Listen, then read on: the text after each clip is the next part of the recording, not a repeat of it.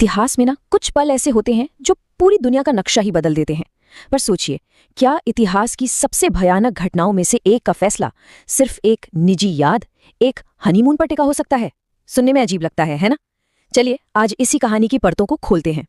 ये सवाल ही अपने आप में बड़ा अजीब है, राइट? कि क्या सच में एक हनीमून एक पूरे शहर को तबाही से बचा सकता है? और इसका जवाब है हाँ, बिल्कुल। ये कहानी दिखाती है कि कैसे कभी कभी पर्सनल यादें भी जंग की पूरी कहानी बदल सकती हैं।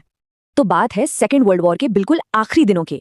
उस वक्त एटम बॉम्ब का जो पहला निशाना तय हुआ था, वो शहर नहीं था जिसका नाम हम सब जानते हैं। कहानी में एक बहुत बड़ा ट्विस्ट है।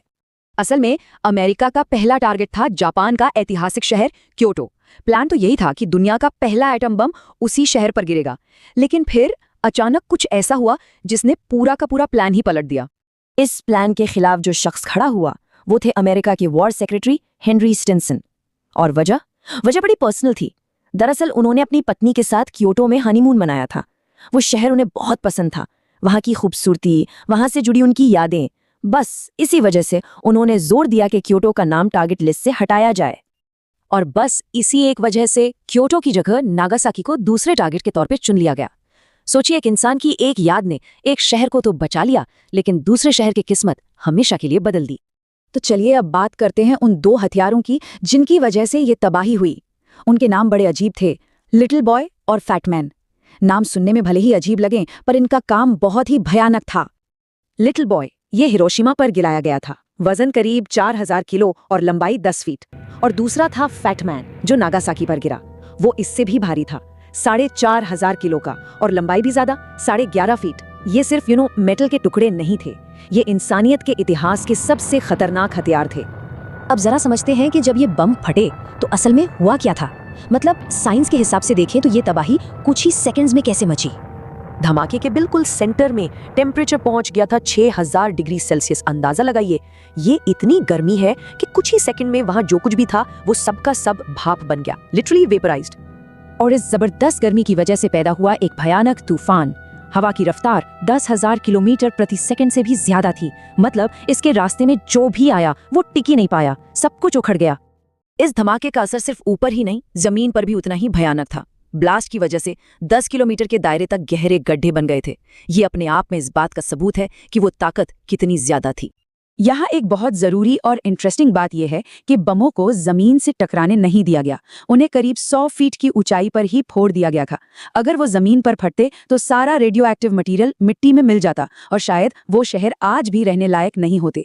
इसी एक फैसले की वजह से आज हिरोशिमा और नागासाकी रेडियो एक्टिविटी से फ्री हैं। पर ये तो हो गए आंकड़े और साइंस। इन सबसे परे इस हमले की एक इंसानी कीमत भी थी, एक ऐसी कीमत जिसे कभी भुलाया नहीं जा सकता। इन दो बमों ने कुल मिलाकर करीब 3 लाख लोगों की जान ले ली। ये सिर्फ एक नंबर नहीं है, ये 3 लाख जिंदगियां थीं, 3 लाख सपने थे, परिवार थे जिनकी कहानी एक ही पल में खत्म हो गई। और ये तबाही सिर्फ एक दिन की नहीं थी।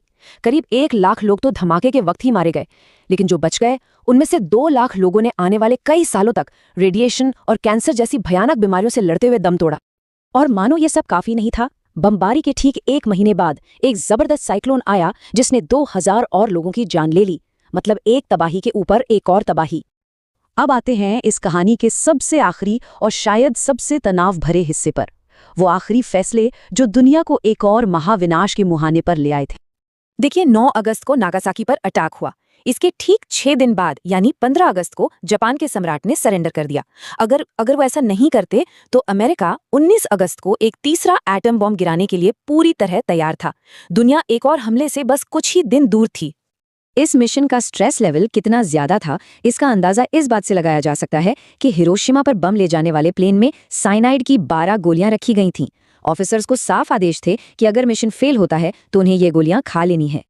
तो ये सब जानने के बाद आखिर में एक सवाल तो बनता है, इतिहास की ये घटनाएं आज हमें क्या सिखाती हैं? एक इंसान का एक फैसला, टेक्नोलॉजी की बेहिसाब ताकत और जन की वो भारी कीमत जो इंसानों को चुकानी पड़ती है। ये वो सबक है जिन पर सोचना आज भी उतना ही जरूरी है जितना पहले था।